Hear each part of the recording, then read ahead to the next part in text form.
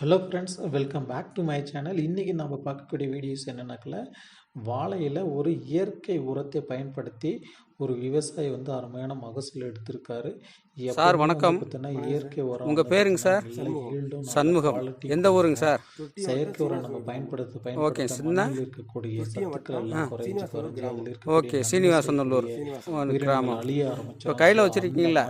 மழை அது என்ன பண்ணீங்க? நீங்கள் பொதுவாகவே பார்த்தீங்கன்னா கெமிக்கல் எவ்வளோ ஊற்றுனீங்க? கொஞ்சம் கொஞ்சமாக குறைச்சி அவாய்ட் பண்ணுங்க. மேக்ஸிமம் அதை யூஸ் பண்ணுறதுனுடைய இது பார்த்தீங்கன்னா குறைச்சிருங்க. ஸோ இப்போ பார்த்தீங்கன்னா ஐபிஎல் பயாலஜிக்கல் ஒரு விவசாயி பார்த்தீங்கன்னா இயற்கை உரத்தை பயன்படுத்தியிருக்காரு. இருக்கு கொட்ட தேவையில்லை. ஒரு அதுக்கு வித்தியாசம் தெரியுதுங்களா? நல்லாவே தெரியுதுங்களா? இது எவ்வளோ ஏக்கர் வாழை போட்டிருக்கீங்க சார்?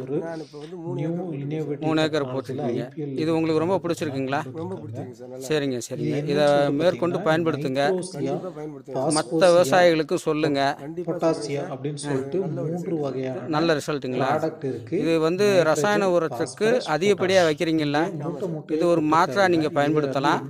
நீங்கள் 3 தடவை உரம் வைக்கும்போது நீங்கள் ஒரு உரத்தை கம்மி பண்ணிவிட்டு இதை ஒரு தடவை ஊற்றலாம். அதாவது ஃபஸ்ட்டு 1ஆவது மாதத்துலேருந்து 5ஆவது மாதத்துக்குள்ளே ஒரு தடவையும் 6ஆவது மாதத்துலேருந்து 8ஆவது மாதத்துக்குள்ளே ஒரு தடவையும் ஊற்றுனீங்கன்னா போதுமானது. இடையில நீங்கள் ரசாயன உரத்தை அளவு 20% 30% கம்மி பண்ணிக்கலாம்.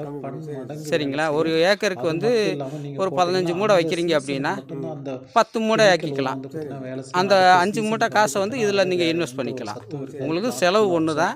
ஆனால் இது கொடுக்கும்போது உங்களுக்கு என்ன ஆகும் அப்படின்னா, மண் வளம் நல்லா இருக்கும், வேர் அதிகப்படியாக ஓடும், மட்டைக்கட்டு நல்லா இருக்கும், அதே ஒரே மாதிரி தார் ஈனும்.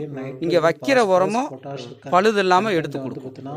சரிங்களா? இதை நீங்கள் பயன்படுத்துங்க.